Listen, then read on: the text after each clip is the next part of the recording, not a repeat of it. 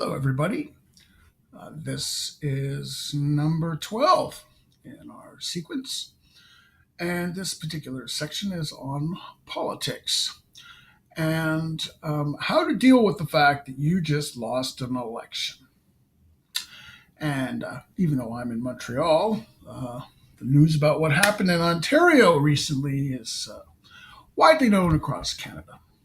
Doug Ford won, and everybody else lost. So, chances are you might be one of the ones who lost because of the way the first past the post system works. The reason why that works so well is because it's like a horse race. Everybody understands a horse race. The winner wins. And one team wins the World Cup. One team wins the Stanley Cup. One team wins the Super Bowl. One team wins the Grey Cup. One golfer wins the golf tournament. One person wins, okay? That's why first past the post works. And if you have a lot of parties, more than two, yes, you're going to get less than 50%. But don't try to think that you can convince anybody about some MMP, multiple member proportional representation system, because they just won't understand it. But they do, however, understand first past the post, because the little horsey that crosses the line first wins, gets everything. Winner take all. So, your party lost. And in Ontario, there were three parties that lost and one party that won. And, you have to ask yourself, why did you lose? Well, first you have to ask yourself is, how do I feel about it? Am I going to resent the plurality or majority, depending upon what kind of state you're in, of people that did not vote the way that I wanted them to vote? So, what are you going to do about it? How can you change it? You can't change it. It's done. It's it. It's history now. You're living in the new world that was created by people voting against you. Okay? You got to face it. You were wrong and they were right as far as the rules go. Now, how am I qualified to speak on politics? Well, I didn't get a political science degree because I didn't want to bother with Trotskyite, collective free market, amoral, POMO, all this nonsense. So instead, what I did was I started volunteering on political campaigns, which I did 2.5 decades ago. 25 years experience in door-to-door, on-the-ground politics. If you knock on 50,000 doors, you start to learn something. So, how do you not lose the next time? Well, one of the things that you didn't do, and they did, was they got out their vote, and you didn't. In a lot of elections, there are a lot of people that don't bother to vote. If you look at the numbers, you'll see it's normally almost half of the people do not bother to vote.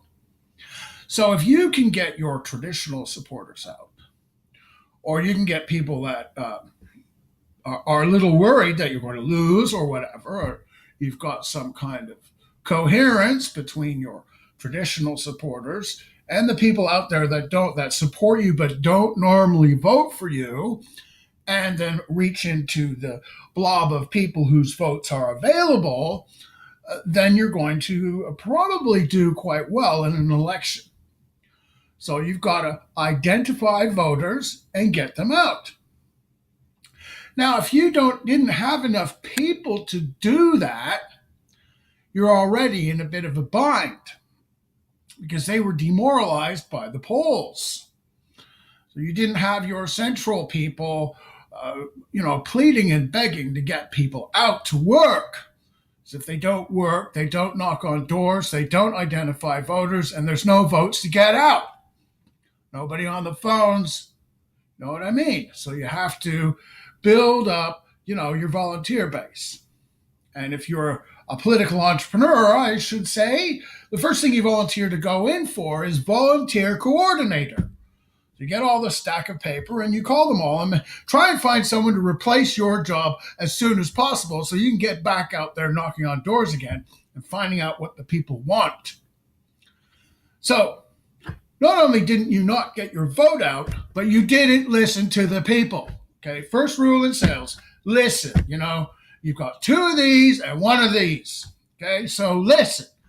The people who tried to get elected in Ontario, who didn't get elected in Ontario, didn't listen to the people. Whereas the people who won did listen to the people, and they formed a platform that answered what they heard. Okay? It is not extremely complicated, this concept.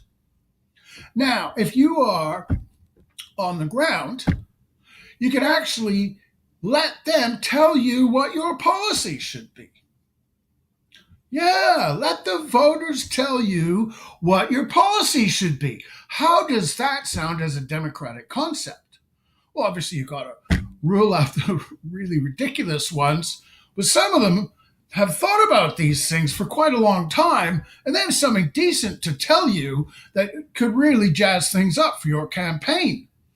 That's right. Now, how do you extract these gems from your constituents?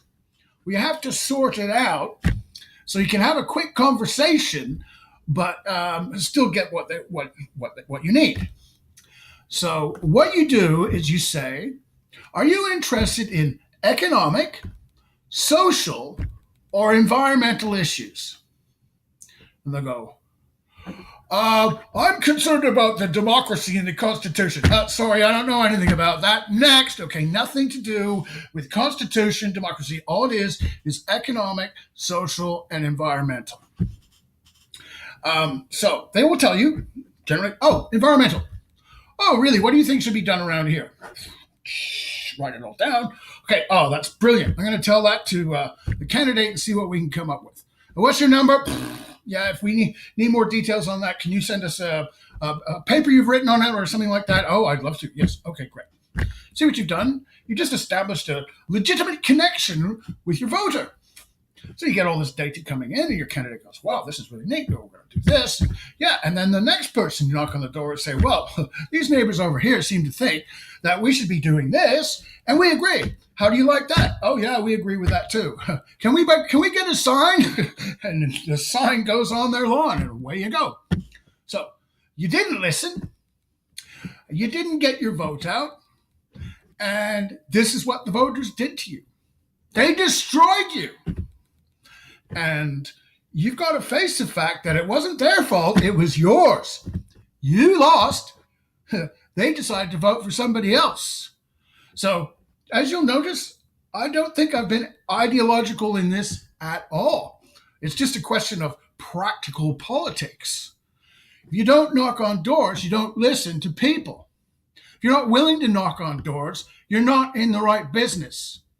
Okay? If you've got time, you've got to spend 16 hours a day at that job. 80 hours a week. Like the good man says, you've got to put your heart and soul into it. Can you walk 6 or 7 poles a day and knock on every door? Yeah, try that. Yeah, just try that. In the Canadian context, a pole is a precinct, and then precincts become what we call constituencies or ridings here, or what you might call electoral districts. But a precinct is actually where the voting station is, and it's all the houses around the voting station. Maybe different to where you are, but generally a precinct might have 200 or 300 houses. Knock on every door on 1,200, 15 houses, 100 houses a day, and talk to maybe 200 or 300 people, have good conversations. Next. And that's the way that you build up your campaign. And if you think you're going to win next time, you had better start doing that now. Get out. Why did you vote against us? What did we do wrong? We are obviously humiliated by you. So tell us what we need to hear, so we can tell you what you need to hear, so we can break our promises anyway. But that's neither here nor there. But anyway, listen, listen.